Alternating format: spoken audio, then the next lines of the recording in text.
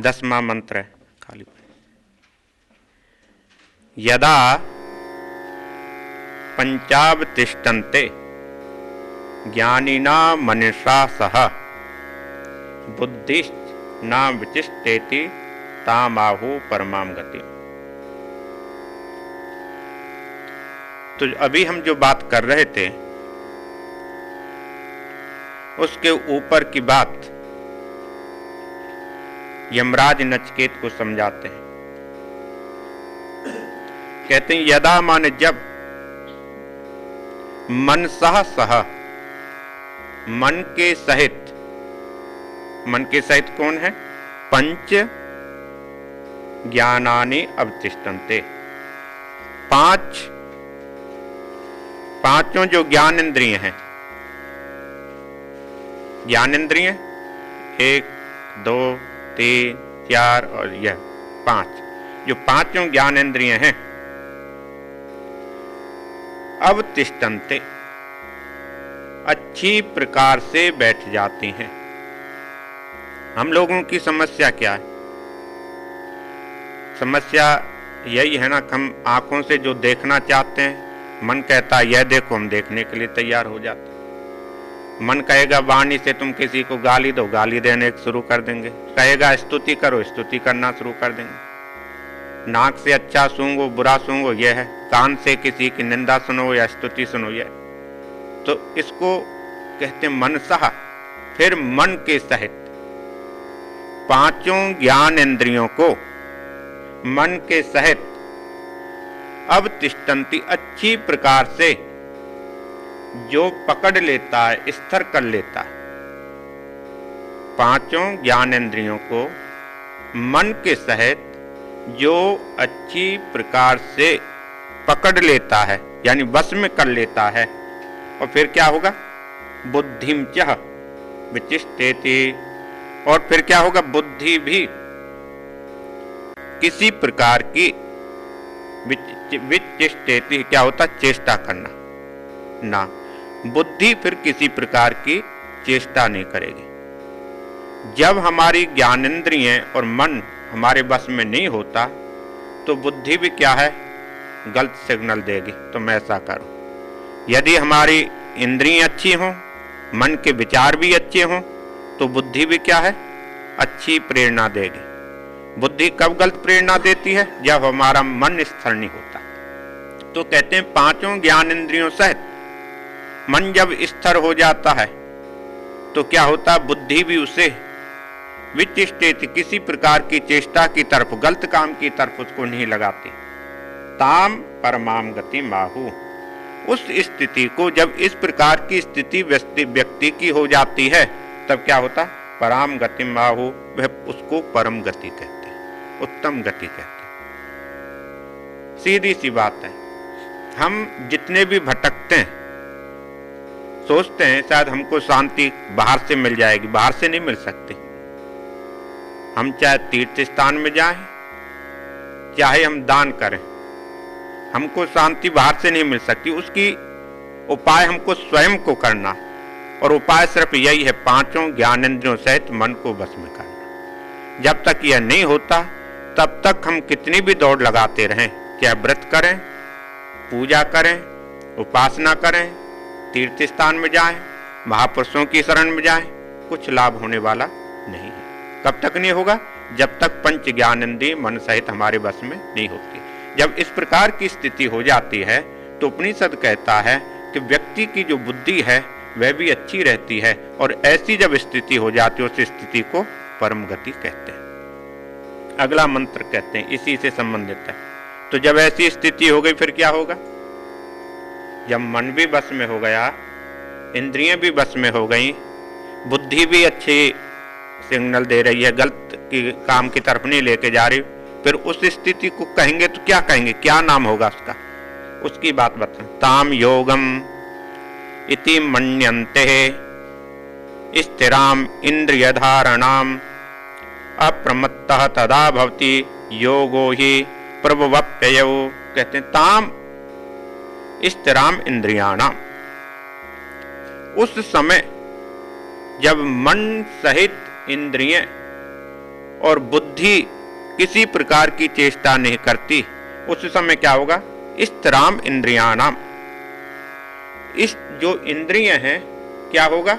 स्थिर हो जाएंगे। स्थिर का मतलब कि अपना ठीक काम करेंगे। ऐसा नहीं कि काम करना बंद करने की कि आदमी अंधा हो जाएगा या बहरा हो जाएगा, ऐसा नहीं है। स्थिराम गतिम यानी अच्छी प्रकार की जो उसकी सोच होगी, ध्यान होगा, सुनना होगा, वह एक सभ्य समाज का जैसे होता है वैसा हो जाएगा। उस स्थिति को योगम इति मन्यन्ते, उसको योग कहते हैं। योग क्या है?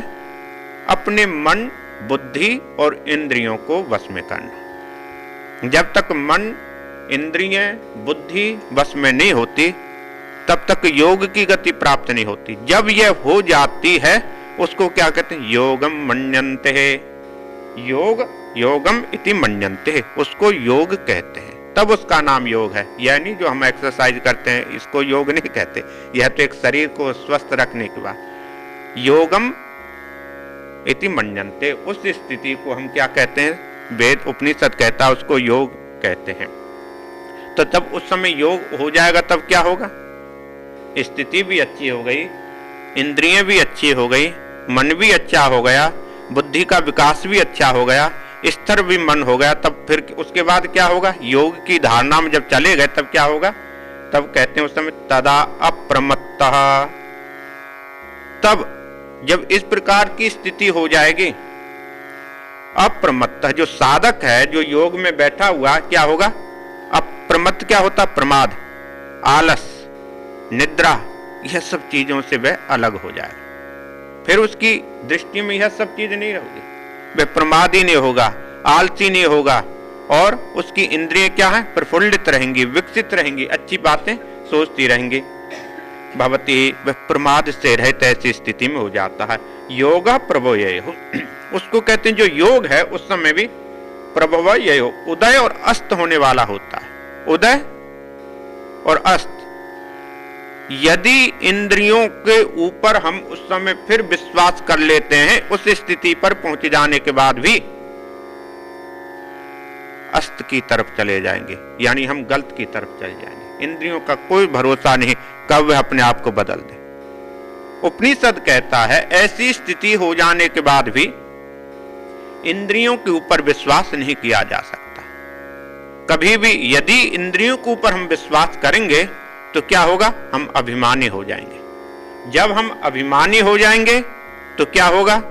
तो हम अभिमानी हो जाने पर शास्त्र कहता है कि जो व्यक्ति अभिमानी होता है वह मुझ तक पहुंच नहीं सकता, परम ब्रह्म परमेश्वर कहते हैं। इसलिए कहते हैं उदय और अस्त होने वाला वह योग होता है। जब योगी जो है अपनी इंद्रियों पर विश्वास करने लग जाता है तो वह नीचे की तरफ चला जाता है। इंद्रियों के ऊपर कभी इसलिए विश्वास नहीं किया जा सकता। क्यों?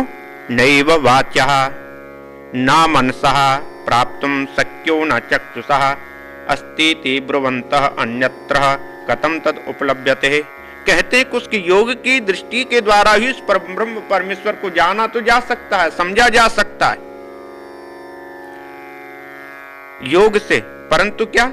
नैव वाच्यः, वह परम ब्रह्म परमेश्वर, जैसे पिछले से पिछले हफ्ते हम बात कर रहे थे, ना वाच्यः, वाणी से नहीं समझा जा सकता। हम यदि पढ़ लें, कई बार क्या होता है कि उपनिषदों को, वेद को, शास्त्र को, पुराण को किस लिए व्यक्ति पढ़ता है? सिर्फ यहां तक रहे, हम अच्छा बोल पाए, लोगों को ऐसा लगे कि बहुत अच्छा विद्वान है, परंतु उसके हृदय में नहीं वह उतरता। यहां तो है उसके पास, वाणी में है, बोल सकता, अच्छा समझा सकता है, परंतु अपने जीवन में उसे अपना नहीं सकता। उसे अपने जीवन में अपनाने के लिए ना वाचा, वाणी के द्वारा उसको नहीं जाना जा सकता। हम कितना भी अच्छे से अच्छे मंत्रों का उच्चारण करते रहें, कितना भी हम बोलते रहें, यदि हमारे हृदय में वह स्थित नहीं है तो वाचा, वह वाणी से कुछ नहीं हो सकता। ना वाचा ना मनसः, उसको मन से भी नहीं जाना जा सकता। और प्राप्तुम शक्यम न चक्षुषः, चक्षुषः इन आंखों के द्वारा भी यदि हम 10 घंटे 12 घंटे बैठ करके भगवान के स्वरूप का ही दर्शन करते रहे, हम मतलब कम कर रहे हैं आंखों से, और मन हमारा और कहीं पर रहे, तो 12 घंटे भी दर्शन करने से कोई लाभ हो नहीं पाएगा। क्यों? कि मन भी उसके साथ, आंखों के साथ लगना चाहिए। जब तक मन आंखों के साथ नहीं लगता तब क्या है, 10 घंटे 12 घंटे 20 घंटे जो हमने दर्शन किया है उसका भी पूर्ण लाभ हो नहीं पाएगा। इसलिए कहते हैं, उपनिषद कहता है, ना वाणी से उसको समझा जा सकता है, ना मन से जाना जा सकता है, ना उसको चक्षु से, आंखों से जाना जा सकता है। अस्तिति ब्रुवन्तः अन्यत्र। कुछ लोग कहते हैं अस्ति मन परम ब्रह्म परमेश्वर है, अस्ति यानी है, ऐसा तो लोग मानते हैं, पर उसको समझा नहीं जा सकता। अन्यत्र कहीं पर है, और तद उपलभ्यते, वह कैसे मिल सकता है। कुछ लोगों की कल्पना है कि परब्रह्म परमेश्वर है तो सही, उसको कैसे देखा जा सकता है, कैसे समझा जा सकता है, उसको हम कैसे जाना जा सकता है। तो अगले मंत्र में कहते हैं अस्तिति उपलब्ध, है तो सही, ऐसा तो कोई नहीं कह सकता कि परमात्मा है नहीं। यदि किसी व्यक्ति को कोई पूछे कि क्या तुमने परब्रह्म परमेश्वर को देखा है, किसी भी संप्रदाय को हम ले लें, विश्व के किसी भी व्यक्ति को खड़े करके पूछें क्या परब्रह्म परमेश्वर के स्वरूप का तुम वर्णन कर सकते हो, कैसा है, कर नहीं सकता। अस्ति है तो सही, ऐसा वह सोचता तो है। अस्ति इति उपलब्धः तत्वभावेन चोभयो, अस्ति इति उपलब्धः तत्वभाव प्रसीदति। तो कहता कि परमात्मा है तो अवश्य, इति एव निश्चय पूर्वक अपने दृढ़ विश्वास से, पूर्ण विश्वास से वह व्यक्ति कह रहा है कि परब्रह्म परमेश्वर है। उपलब्ध, उसे पकड़ना चाहिए, जानना चाहिए, समझना चाहिए। जिस परब्रह्म परमेश्वर से समस्त सृष्टि चल रही है वह परब्रह्म परमेश्वर है तो सही। उपलब्ध, निश्चय पूर्वक उसे जानना चाहिए। ऋषि कहता है उसको अच्छी प्रकार से जानना चाहिए। और तदनु तत्वभावेन उपलब्ध, कहते तत्व भाव से। तत्व भाव क्या है? परब्रह्म परमेश्वर की जो पूर्ण शक्ति है उस भाव से उसको जानना चाहिए। हम क्या होता है, हम अपने जीवन में परब्रह्म परमेश्वर को अपनी इच्छाओं से जानना चाहते हैं, तत्व भाव से नहीं, अपनी इच्छाओं से। अपनी इच्छा से कैसे? मेरी यह कामना पूरी हो तो मैं तुमको मानूंगा, यही है ना। अपनी कामनाएं, अपनी इच्छाओं से उस परब्रह्म परमेश्वर को हम जानना चाहते हैं। यदि वह परब्रह्म परमेश्वर मेरी इच्छा को पूरा नहीं करता तो हम क्या कहते हैं? परमात्मा है नहीं, ऐसा मानते हैं ना। जब व्यक्ति बहुत दुखी होता है तो वह क्या कहेगा? कहते हैं परमात्मा होगा, पर मुझे लगता नहीं होगा। क्यों? कि उसकी इच्छा के अनुकूल है परमात्मा, उतरा नहीं। इसलिए ऋषि कहता है इच्छाओं को छोड़ो, कामनाओं को छोड़ो, वासनाओं को छोड़ो, क्या होगा उसकी चिंता मत करो। इसलिए तुम तत्व भावेन उपलब्धः, उस परब्रह्म परमेश्वर को तत्व भाव से तुम जानो। तत्व भाव क्या है? कि वो परब्रह्म परमेश्वर पूरी सृष्टि में उसका पालन पोषण वह कर रहा है। उस भाव से वह तत्व क्या है उसको समझो। तुम ऊपर से मत जानो, अपनी इच्छाओं और कामनाओं को लेकर के तुम परमात्मा को मत समझो। अस्तिति, क्योंकि वह परब्रह्म परमेश्वर है, तुम्हारे मानने या ना मानने से वह समाप्त नहीं होगा। यदि हम थोड़ी देर के लिए कहें परमात्मा नहीं है, उससे क्या फर्क पड़ेगा? क्योंकि नहीं भी है कहेंगे तब भी वह है। यदि अंधे व्यक्ति को सूर्य दिखलाई ना दे तो क्या सूर्य है नहीं? तब भी है। उसको नहीं दिखलाई देता वह उसका अपना दोष है। तो यही शास्त्र कहता है यदि व्यक्ति की कामनाएं पूर्ण नहीं होती हैं, इच्छाएं पूर्ण नहीं होती हैं, तो वह क्या कहेगा? परमात्मा है नहीं। क्यों? कि उसने अपनी इच्छाओं से परमात्मा को जानने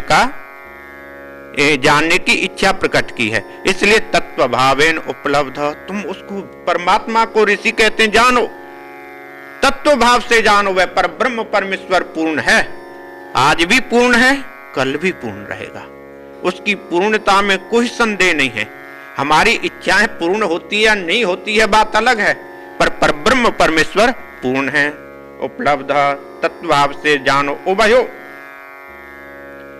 अस्तित्व, इन दोनों को मतलब परमात्मा है एक, दूसरा तत्व भाव से जानना, दो चीजें हैं। इन दोनों वस्तुओं को अच्छी प्रकार से उपलब्ध स्वीकार व्यक्ति को करना चाहिए। जब तक हम इन दोनों चीजों को अच्छी प्रकार से स्वीकार नहीं करते, तब तक क्या होगा, हम एक स्थान को छोड़ेंगे, दूसरे स्थान में जाएंगे। आज एक परमात्मा के स्वरूप का हम चिंतन करेंगे, कल को दूसरा मिलेगा, वह कहेगा मेरी इच्छाएं पूरी हो गई, तो हम दूसरे की तरफ जाएंगे। ऐसा ही होता है ना। व्यक्ति का स्वरूप क्या है, क्योंकि गीता में भगवान ने कहा था इंद्रियों का स्वभाव है अर्जुन बाहर की तरफ दौड़ना, क्योंकि इंद्रियों का स्वभाव है बाहर की तरफ दौड़ना। मेरी इच्छा इसने पूरी नहीं की, उसकी इच्छा पूरी कर दी, इंद्रिय मेरी भागी, तो उसकी जो इच्छा जहां से पूरी हुई मैं भी वहां से पूर्ण करना चाहता हूं। होगी कि नहीं होगी यह बात अलग है। इसलिए शास्त्र कहता है दो चीजें हैं, एक तो उस परमात्मा को जानो अस्ति है, और दूसरा तत्व भाव से उसको जानो। इन दोनों प्रकार के निश्चय पूर्वक उस परब्रह्म परमेश्वर को समझो। तत्व भाव प्रसीदति, तब क्या है, परमात्मा का जो स्वरूप है तब जाकर के प्रत्यक्ष रूप से व्यक्ति समझ सकता है अच्छी प्रकार से। तभी व्यक्ति उसको समझ सकता है जब दोनों चीजें उसके पास में होती हैं। और जब तक हम तत्व भाव से नहीं जानना चाहेंगे, सिर्फ अपनी इच्छाओं के अनुसार उस परमात्मा को हम जानना चाहेंगे, अपनी फल की प्राप्ति के लिए उस परमब्रह्म परमेश्वर को समझना चाहेंगे, तब तक के उपनिषद कहता है कोई भी जीव उस परमात्मा को नहीं समझ सकता, कोई भी नहीं समझ सकता। क्यों? कौन समझेगा फिर? अगले मंत्र में कहते हैं जो निष्काम लोग ही हैं, जो लोग निष्काम भावना से कर रहे हैं किसी भी कर्म को, वे लोग ही परमात्मा को समझ सकते हैं। यदा सर्वे प्रमुच्यन्ते कामा ये हृदि स्थितः अतमर्त्यमृतम भवति अतियत्र ब्रह्म समुच्यते। कहते हैं अस्यः, जो साधक है, कैसा साधक, जो अभी बतलाया, इस प्रकार का जो साधक है, हृदय स्थिता कामा, जो हृदय में स्थित है। को क्या हृदय में हमारी स्थिति? कामः, कामना है। हमारे हृदय में जो बैठी हुई कामनाएं हैं, इच्छाएं हैं, वासनाएं हैं, यह क्या है? सर्वे यदा प्रमुच्यन्ते, अच्छी सर्वे, याद सर्वे माने सभी वासनाएं, यदा माने जब, प्रमुच्यन्ते अच्छी प्रकार से नष्ट हो जाती। जब उस योगी की, जिस योगी के विषय में बतला रहे हैं, जिसने अपनी पांचों ज्ञानेंद्रियों को मन के सहित बुद्धि को वश में किया हुआ है, इस प्रकार का जो व्यक्ति है, उसकी जो हृदय में बैठी हुई जितनी भी कामनाएं वे क्या होती हैं? समाप्त हो जाती। जब तक हम कामनाएं समाप्त नहीं होंगी, तब तक क्या होगा? इंद्रिय बस में नहीं हो सकती। सीधी सी बात है। क्यों? शास्त्र की हम पूरी परिभाषा को समझें, इतने लंबे चौड़े मंत्रों को समझें, तो एक ही बात है, जब तक इंद्रियें बस में नहीं होंगी, तब तक क्या है? हृदय में बैठी हुई जो कामना है वह समाप्त नहीं हो सकती। हृदय में बैठी हुई कामना कैसी है? कोई जरूरी नहीं है। जैसे बीज पड़ा हुआ होता है जमीन में, और जरूरी नहीं इस साल ही वह निकलेगा, 2 साल बाद भी कभी कभी निकले आता। 2 साल वह मिट्टी में पड़ा रहा और 2 साल के बाद फिर कभी निकले आता। वैसे ही कहते हैं हृदय में बैठी हुई जो कामना है, आज नहीं तो कुछ वर्षों के बाद भी वह निकल सकती हैं, प्रस्फुट हो सकती हैं, फूल सकती हैं, मन में इच्छा प्रकट कर सकती हैं। इसलिए कहते हैं जो योगी जो है, उसने अपने हृदय में बैठी हुई जितनी भी कामना है, सबको क्या है? प्रमुच्यन्ते, उसके जड़ से नष्ट कर दिया। उसकी जड़ को ही उन्होंने नष्ट कर, जड़ को काट दो तो वृक्ष फिर हरा नहीं होता। इसलिए कहते हैं जो योगी है, उसका जो जड़ है, हृदय में स्थित जितनी भी कामना है, उनको सबको उसने समाप्त कर दिया। जब समाप्त कर देगा फिर क्या होगा? अतः मर्त्यमृतम, कहते हैं अथ मन तब, मर्त्य मन जितने भी मरण धर्मा व्यक्ति हैं, जिनका भी, हम सभी मरने वाले हैं, जितने भी जीव हैं सभी मरने वाले हैं। जितने भी मरने वाले व्यक्ति हैं, यहां पर सिर्फ मनुष्य की बात नहीं की, उन्होंने कहा जितने भी मरने वाले जीव हैं वह क्या होगा, मर अमृतम भवति, वह फिर अमर हो जाता है, फिर उसको मृत्यु का कोई भय नहीं रहता। क्या होगा, वह क्या अमर हो जाता है। तो जब अमर हो जाएगा क्या होगा, ब्रह्मा समनुष्यते, तो जब वह अमर हो जाएगा क्या, ब्रह्म को जाकर के वह प्राप्त हो जाएगा। जब ब्रह्म को प्राप्त हो जाएगा तो अहम ब्रह्मास्मि, वेद कहता मैं ब्रह्म हूं, फिर उसको ब्रह्म का अनुभव हो। क्यों, वह उस ब्रह्म से अलग नहीं है। जिस प्रकार से अग्नि जलती हुई अग्नि को और दूसरी जगह जलती हुई अग्नि का जो अंगारा है, उस अंगारे को उठा करके हम बड़ी अग्नि में डाल दें तो जो जहां से अंगारा हमने उठाया था उस अंगारे का कोई रूप नहीं रहता, क्योंकि बड़ी अग्नि की तरह वह हो जाता है। उसको हम ढूंढना चाहें फिर भी नहीं मिल पाएगा। जो दूसरी जगह से अग्नि उठा करके जिस अग्नि से हमने जलाया था और फिर हम कहें कि उस अग्नि जिस अग्नि से हमने जलाया था उस अग्नि को हम ढूंढें, क्या ढूंढ पाएंगे, नहीं ढूंढ सकते। वैसे क्यों, कि उसके रूप में वह पूर्ण रूप से मिल जाता है। कहते हैं इस प्रकार का जो व्यक्ति है वह अमृत तो अमर हो जाता है, तो ब्रह्म वही मिल जाता है। फिर वहां पर किसी प्रकार की दुविधा नहीं रहती, वहां पर दो चीज रहती नहीं, एक ही हो जाता। यदा सर्वे प्रविद्यन्ते हृदय ग्रंथयः अतमृतम भवति तदा अनुशासनम। कहते हैं यदा सर्वे प्रविद्यन्ते, कहते हैं हृदय में बैठी हुई जितनी भी ग्रंथियां हैं, ग्रंथियां क्या है, वासना, गांठें हैं। जैसे बांस में गांठ लगी हुई होती हैं, वैसे कहते हैं हृदय में वासना की क्या है, गांठ लगी हुई है। इसलिए कहते हैं यदा हृदयस्य सर्वे, यदा माने जब, हृदयस्य हृदय की, सर्वे माने जितनी भी हैं संपूर्ण, ग्रंथयः प्रविद्यन्ते, गांठें प्रविद्यन्ते खुल जाती हैं। जब मनुष्य के हृदय की सभी गांठें खुल जाती हैं तब क्या होगा, अथ तब मर्त्यः, वह मरने वाला जो मनुष्य है, मरने वाला जो जीव है, यह अमृतम, इस शरीर में ही क्या होगा, अमृतः भवति, अमर हो जाता है। हम सोचते हैं सर मरने के बाद अमर होते हैं, जीव सोचता है शायद मरने के बाद में अमर होता होगा, ऐसा नहीं। शास्त्र कहता है जीते जी उसको मैं अमर हो गया हूं ऐसा अनुभव उसे हो जाता है।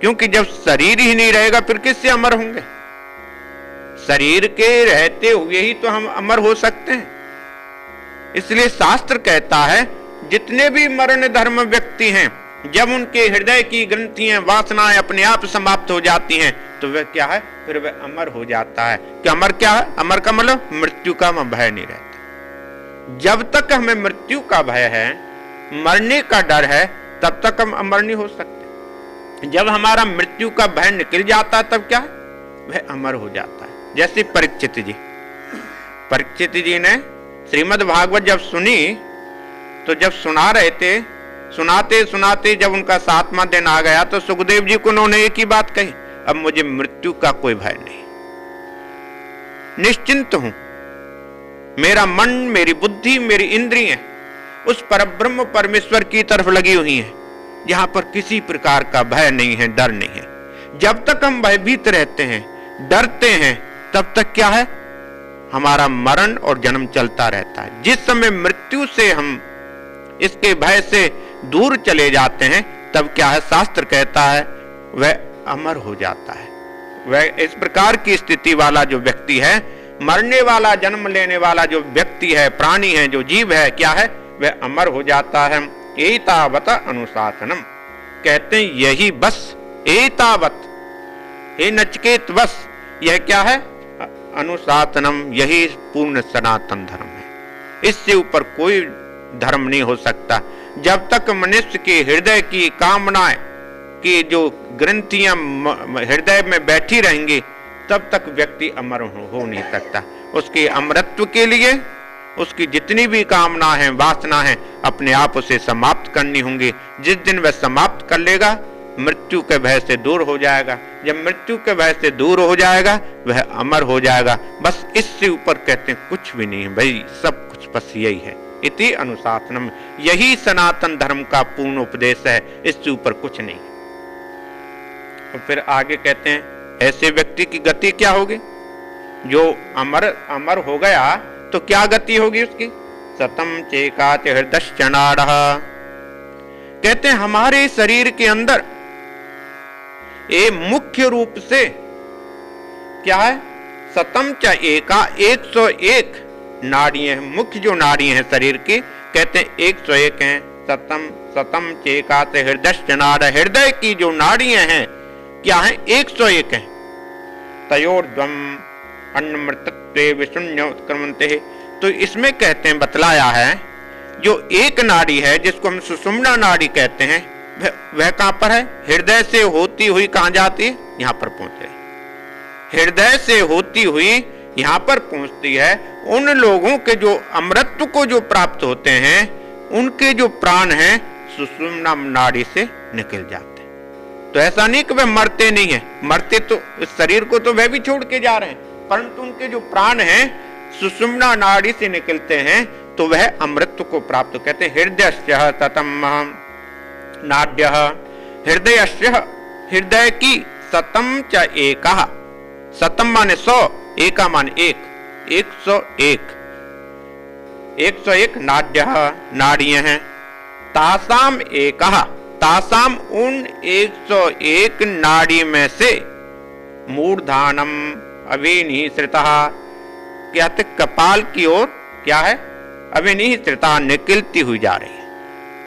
यहां से निकल के कपाल की तरफ जा रही है, इसलिए कपाल क्रिया करते हैं ना भारत में। यहां पर तो नहीं, आपने देखा होगा डंडा से मारते, उसको कपाल क्रिया कहते हैं। तो कपाल क्रिया इसीलिए करते हैं। तो क्या कहते हैं? एकः मूर्धानम अविनिश्रिता, एक उसमें से एक नाड़ी यह है कपाल की तरफ जा रही है, उससे क्या? सुषुम्ना नाड़ी कहते हैं। तया ऊर्ध्वम, तया ऊर्ध्वम, उसके द्वारा, सुषुम्ना नाड़ी के द्वारा, ऊर्ध्वम आयनम, ऊर्ध्वम मान ऊपर की तरफ, आयनम मनुष्य जाता हुआ अमृतम एति, अमृत को प्राप्त हो जाता है। यानी सुषुम्ना नाड़ी से निकलते हुए जब प्राण जाते हैं तो क्या है? अमृत को वह प्राप्त हो जाता है। अलग अलग है ना, मरते समय कई बार कोई मल का त्याग करता है, कोई मूत्र का त्याग करता है, कोई मुख से किसी का मुख खुला रह जाता है, किसी के नाक से जाते हैं, किसी के कान से प्राण जा रहे हैं। तो कहते हैं कि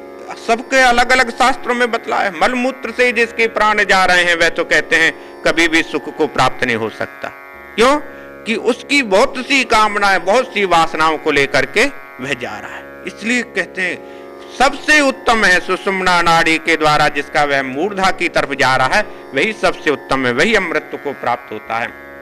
अमृतम, अमृत को प्राप्त होता है। अन्यः उत्क्रमन्ते, अन्य माने 100 जो बच गई, एक नाड़ी से तो अमृत को प्राप्त हो गए। अन्यः उत्क्रमन्ते, जो दूसरी 100 से मरने वाला जो जीव है क्या होगा? विशंकः भवन्ति, अनेक प्रकार की योनियों में जन्म वह लेता रहता है। यानी वह अमृत को प्राप्त नहीं होता। स्वर्ग को तो प्राप्त कर सकता है परंतु वह अधिक समय तक नहीं होता, फिर उसको जन्म और मरण के चक्र में पड़ना पड़ता है। अंगुष्ठ मात्रः पुरुषः अंतरात्मा सदा जनानां हृदये सन्निविष्टः त्वं स्वः शरीरात् प्रवन्ति मुज्जादिवेशिकां धैर्येण तम विद्यात् शुक्रम अमृतम विद्यात् शुक्रम अमृतम इति। कहते हैं कि यहां पर उदाहरण उन्होंने दिया है। जब इंडिया भारत में देखा होगा सींक जो होती है उसके ऊपर एक होता है, उसको छीलते हैं तो सींक उसमें से बाहर आ जाते हैं। या उदाहरण के रूप में सोचें, जैसे खेत में गन्ना लगाते हैं, गन्ना क्या है? उसके ऊपर एक ढका हुआ है और उसको तोड़ दिया जाए तो कहते हैं अंतरात्मा, अंतरात्मा अंगुष्ठ मात्र, पहले भी जैसे बतलाया है, हमारी जो आत्मा है उसका जो आकार है वह कितना? अंगुष्ठ मात्र। अंतरात्मा अंगुष्ठ मात्र।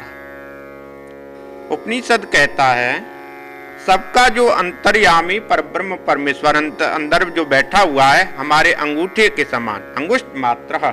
अंगूठे के परिणाम वाला जो पुरुष है परब्रह्म परमेश्वर है, आत्मा है, सदा जनानाम हृदय सन्निविष्ट, वह हमेशा मनुष्य के हृदय में सन्निविष्ट बैठी हुई। हमारी जो आत्मा है उसका जो आकार है हमारे अपने अंगूठे के समान है। उसके समान आत्मा क्या है? अंदर बैठी हुई है। तम मुंजातः, उस आत्मा को, मूंज जो होती है ना वहां उसको बांधते हैं, डोरी भी बनाते हैं, वह क्या है? मूंज के अंदर सीख होती है पतली सी, और वह ढकी हुई किससे होती है? मूंज से। कहते जैसे मूंज के अंदर ढकी हुई सीख है, वैसे ही कहते हैं जो आत्मा है इस शरीर से ढकी हुई है। और जैसे मूंज को छील दो सीख अपने आप निकल आती है, वैसे ही कहते हैं कामनाओं को समाप्त कर दो तो आत्मा का ज्ञान अपने आप हो जाता है। तो इसलिए कहते हैं तम मुंजातः, तम मुंजात, उस मुंज से, जो मूंज है उस मूंज से, इसका नाम सीख की तरह, जैसे सीख को निकालने के लिए मूंज को छीलना पड़ता है तब जाकर के वह सीख निकलती है।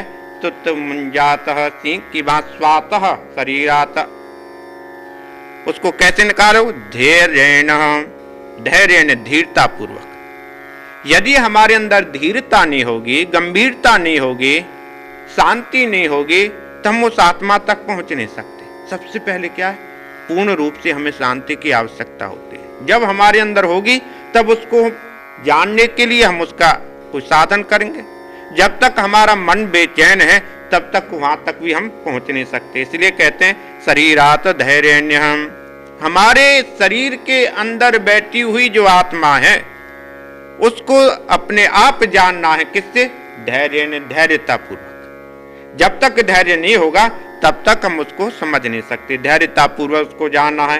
प्रवहेतः, कहते हैं उसको, अंदर बैठी हुई आत्मा को अपने शरीर से अलग करके देखें। हमारे शरीर के अंदर तो है, पर उस शरीर के अंदर होती हुई को हम देख नहीं पा रहे, समझ नहीं पा रहे। क्यों? हमारे अंदर धैर्य नहीं है। जिस दिन धैर्य आएगा तब उसको हम उसको जानेंगे। तब जानेंगे, तब क्या होगा? तम महा शुक्रम अमृतम, कहते हैं उसको, शुक्र क्या है? पूर्ण रूप से जो शुद्ध है परब्रह्म परमेश्वर, उस परब्रह्म परमेश्वर को अच्छी प्रकार से हम समझेंगे। जब समझ जाएंगे तब क्या हो? तम सुखम अमृतम विद्यात, उसको हम उसी से अमृत विद्या को हम जान पाएंगे। यानी पहले तो हमको पूर्ण स्वच्छ होना है, पवित्र होना है, अपने आप को पवित्र होकर के उस पवित्र को हमको जानना है। जब तक हम शुद्ध नहीं होंगे तब तक उस शुद्ध वस्तु को नहीं जान सकते। हम यदि सोचें मन हमारा मैला रहे, मैले मन से उस परमात्मा को जाने नहीं जान सकते। पहले मन को शुद्ध करना होगा। शुद्ध के होने के बाद भी क्या है? उस शुद्ध परब्रह्म परमेश्वर को हम जान सकते हैं, अन्यथा नहीं। अखीरला मंत्र है कठोपनिषद का। मृत्यु प्रोक्ताम नचिकेत अथ लब्ध्वा विद्याम एताम योग विधि न कृतम ब्रह्म प्राप्तः विरजः अभूत विमृत्यु अन्यः अवयवः विदितात्मैवः। कहते हैं जब नचिकेत ने यह उपदेश यमराज से सुना, अथ नचिकेतः, यह सब सुनने के बाद नचिकेतः मृत्युम प्रोक्तः, नचिकेत ने मृत्युम यानी यमराज को प्रोक्ताम कहा। यह सब सुनने के बाद उसने क्या कहा? एताम विद्याम, जो तुमने इस विद्या को मुझे बतलाया है। यमराज को नचिकेत कहते हैं एताम विद्याम, यह क्या? पूर्ण विद्या है। जो विद्या आपने मुझे बतलाई है, कृष्णम योग विदम, संपूर्ण योग की विधि है, किसी भी प्रकार की इसमें कोई कमी नहीं है। यानी इस विद्या को जानने के बाद और कुछ जानना शेष रहने जाता। कोई व्यक्ति की कोई ऐसी कोई कामना नहीं, इच्छा नहीं, वासना नहीं, सोच नहीं, जहां पर सब कुछ जाकर के समाप्त हो जाता है, उस स्थिति पर मैं पहुंच गया। यदि किसी को कहो कोई शिखर है, कोई पर्वतों का कोई शिखर है, चोटी है किसी पहाड़ की, उस चोटी के ऊपर पहुंच जाए और फिर कहे कि मुझे और किसी चोटी पर पहुंचना है, कैसे पहुंचेगा? उसके बाद कोई चोटी नहीं। तो वह कहते हैं, नचिकेत कह रहा है कि जिस विद्या को आपने मुझे बतलाया है, इस विद्या के जानने के बाद कोई विद्या शेष रहती नहीं, कोई ऐसी चीज नहीं है जिसको जानना शेष रह गया हो, सब कुछ मैंने जान लिया। विद्याम कृष्णम, संपूर्ण विद्या को, योग विद्या को, संपूर्ण विद्या को मैंने जान लिया है। और इसको जानने के बाद क्या है? वे मृत्यु विरजः, मृत्यु से रहित, मृत्यु से रहित विरजः, क्या है? सभी विकारों से मैं शून्य हो गया हूं। मेरी कोई भी अब कामना नहीं है, इच्छा नहीं है, किसी भी प्रकार की मेरी वासना नहीं है। ब्रह्म प्राप्ता भूतः, मैं ब्रह्म को अब प्राप्त हो गया। कि जब कामनाएं मेरी पूर्ण रूप से समाप्त हो गई तो क्या है?